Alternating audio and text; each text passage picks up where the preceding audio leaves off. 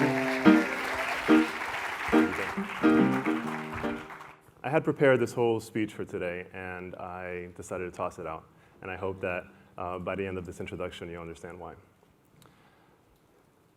So I want to start my story with 12 years ago. I'm in college, studying music, in a recital hall for a string master class for my department, and waiting my turn to go up and present in front of some of the most discerning faculty in the world and some of the best students in the world. Which, with every student that goes up, I get more and more nervous. I know my turn is coming closer. My heart starts racing, my hands start to sweat, and worst of all, they start to shake. And as you can imagine, playing a violin concerto with your hands shaking doesn't work very well for tone production. And so I try everything that I can to try to calm myself down. I try breathing deeply, I try imagining myself on a beach somewhere, I try pumping myself up, saying, "You got this, you're gonna be great." But all I'm thinking is, I'm going to mess up, I'm going to forget my notes, I'm not going to be able to recover, what's going to happen to my career? And so finally it's my turn to go up, and I do. I start playing this violin concerto that I've been playing for the last few months. And I make it about 40 seconds into it before finally my teacher decides to put me out of my misery, and she stops me. And the room falls silent. And I had nowhere to hide, and I had never been so embarrassed in my entire life. And it was that moment that I decided to really take on this issue of performance anxiety that I had, of stage fright. And so for the next few years, my strategy was to repeatedly put myself in the most uncomfortable situations I could think of, so as to hopefully build the muscles so that when it came time to perform, it wasn't as big a deal. So first of all, I had this kind of irrational fear of busking, so I started playing in the subway and on the streets. And then after having moved to New York, I got connected with one of my musical idols through a mutual friend. And I actually ended up meeting him basically on stage. He invited me up, and I just showed up and played without rehearsing with the band. And that was really scary, but I survived.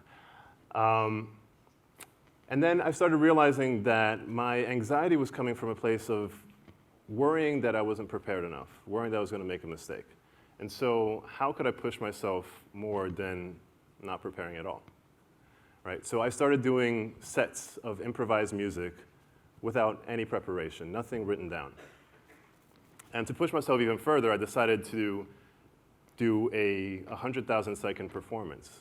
For those of you who aren't really good at math, that's 27 hours, 46 minutes, and 40 seconds. All improvised, nothing written down.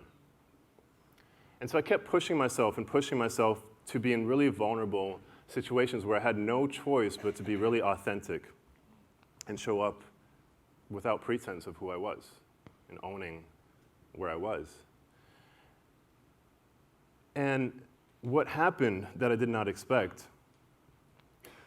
was in practicing being really vulnerable in performance spaces, really showing up authentically, what ended up happening was I discovered a whole new level of connection with my audience.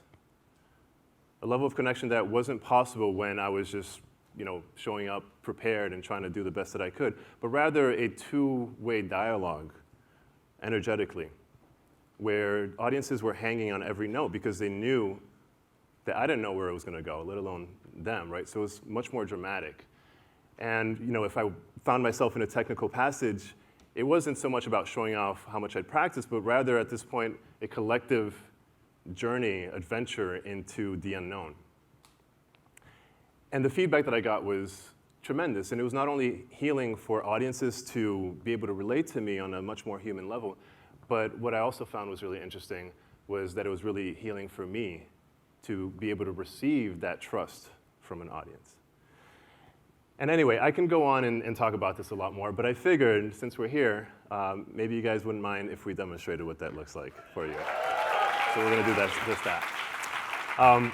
Before we start, I do want to introduce the incredible musicians and my dear friends that are going to be joining me. From Israel, we have Keren Or on the vocals.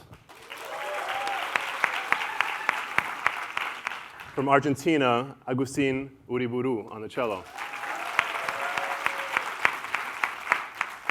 From Germany, Elias Meister on the guitar. And last but not least, from New York, my dear friend Frank Malloy on the percussion. Thank you.